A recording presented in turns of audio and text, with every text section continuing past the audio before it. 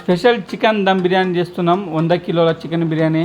అయితే ముందుగా ఒక హండాలోకి 30 కిలోల చికెను ఒక దాంట్లోకి తీసుకోవాలి.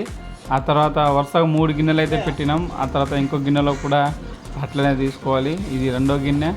ఇంకొకటి మూడో గిన్నెలో కూడా చికెన్ ఆల్రెడీ ముందే వేసేసినాం మేము.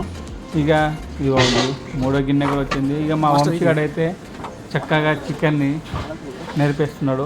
ఇలా చికెన్ స్ట్రైట్గా తీసుకున్న తర్వాత తగినంత ఉప్పు అయితే వేసుకోవాలి. నేనైతే 30 కిలోలకి 3/4 కిలో ఉప్పు అయితే వేసుకుంటాను ఫ్రెండ్. మీరు కేజీ తీసుకుంటే కేజీకి తగినంత ఉప్పు అయితే వేసుకోండి. మన రుచికి మన కొలతలకు సరిపడేంత ఉప్పు అయితే వేసుకోండి. నేనైతే నాకు సరిపడేంత ఉప్పు అయితే సరిగ్గా వేసుకున్నాను. ఇకపోతే చిల్లీ సాస్ 30 కిలోలకి మొత్తం 100 కిలోలకి అయితే నేను 2 లీటర్ల చిల్లీ సాస్ వాడినాను. ఎందుకంటే కొద్దిగంత స్పైసీ కూడా కావాలన్నారు మనకు ఫంక్షన్ వాళ్ళు.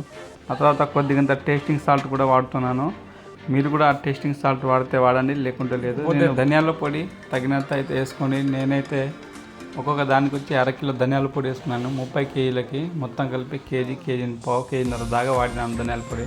ఇక పసుపు తెలుసు కదా మనకు ఎంత తగినంత అంత తగినంత అయితే వేసుకోండి. మరి ఎక్కువగా వేసుకున్నా కూడా కలర్ బాగా ఓవర్గా కనబడుతుంది. సో దాని తర్వాత గరం మసాలా పొడి, ఇలాచి లవంగ పట్ట కలిపి మిక్సీ పట్టిన పొడి అది. ఈ పొడి కొద్దిగా వేస్తే మంచి మంచి స్పైస్ వస్తుంది. తర్వాత 30 కిలోల చికెన్కి నేను 1/2 కిలో కారం అయితే వాడాను. మీరు కూడా మీ ఇళ్ళల్లో చేసుకునేటప్పుడు తగినంత కారం అయితే వాడండి. ఆ తర్వాత వచ్చేసి చికెన్ మసాలా అయితే నేను 100 కిలోలకి 1/2 కిలో చికెన్ మసాలా అయితే వాడాను అన్నిటికీ కలిపి. మీరు కూడా మీ ఇళ్ళలో చేసేటప్పుడు కొంచెం చూసి ఎక్కువలో వేసుకోండి. తర్వాత గోల్డ్ కలర్లో ఏంపిన ఉల్లిగడ్డ ముందుగానే మనం వేపుకున్నాము. అయితే అది కూడా తగినంత వేసుకోండి. గోల్డ్ కలర్లో వస్తే అది దీన్ని పిస్తా అంటారు. ఇది ఖచ్చితంగా మస్ట్ వేసుకోవాలి బిర్యానీలో. కొందరు పచ్చి ఉల్లిగడ్డలు కూడా వేసేస్తారు. కాకుండా ఇలా వేపుకొని వేస్తేనే చాలా టేస్ట్ వస్తుంది. తర్వాత కస్తూరి మేతి కూడా వేయండి. అందరూ కస్తూరి మేతి వేస్తే కూడా మంచి టేస్ట్ వస్తుంది బిర్యానీ. తర్వాత తగినంత అల్లం వేసుకోండి. ఇళ్ళలో చేసేటప్పుడు కూడా తగినంత అల్లం వేసుకొని దాని తర్వాత నేనైతే 3 గిన్నెలకి తగినంత అల్లం అయితే వేసుకుంటున్నాను. 3 గిన్నెలకు తగినంత అల్లం వేసుకుంటున్నాను.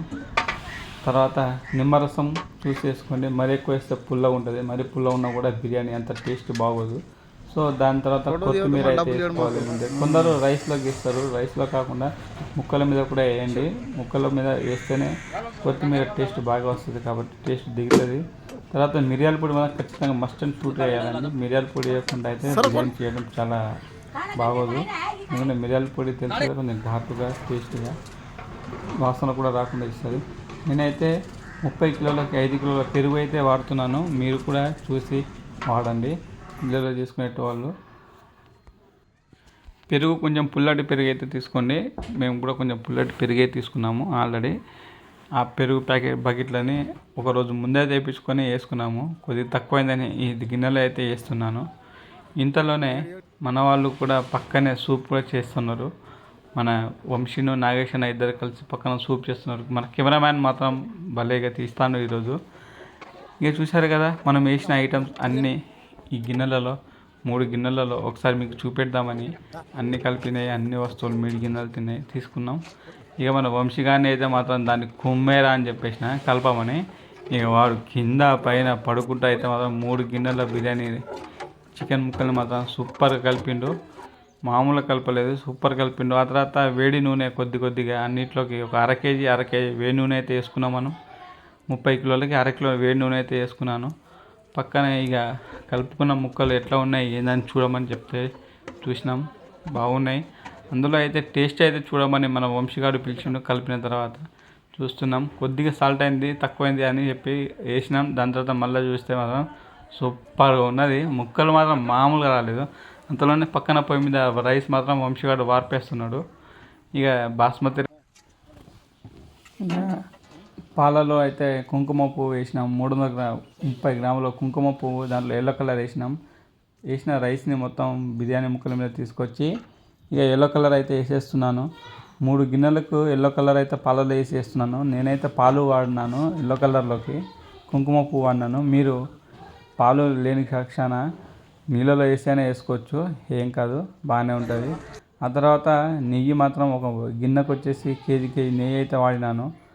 3 గిన్నెలకు 3 కిలోల నెయ్యి అయితే వాడేసినాను. శుభ్రంగా గట్టిగానే వేసినాం నెయ్యి, వేడి చేసుకున్న నెయ్యిని. ఆ తర్వాత ఇక మూత పెట్టేసి దమ్ముకి ఇచ్చినాం. అంతలోనే మన వంశీగాడు అన్నిటి కింద కొంచెం కొంచెం బొగ్గులు అయితే వేసుకొచ్చిండు. 3 గిన్నెలకు మూతలు పెట్టి 3 గిన్నెల మీద మూతలు పెట్టడం అయిపోయింది. ఇక మన వంశీగాడిని అయితే కొంచెం కొంచెం బొగ్గులు అయితే 3 పొయ్యిల కింద వేయమని చెప్పినాం. ఆ పనిలో వాడు చేస్తూనే ఉన్నాడు.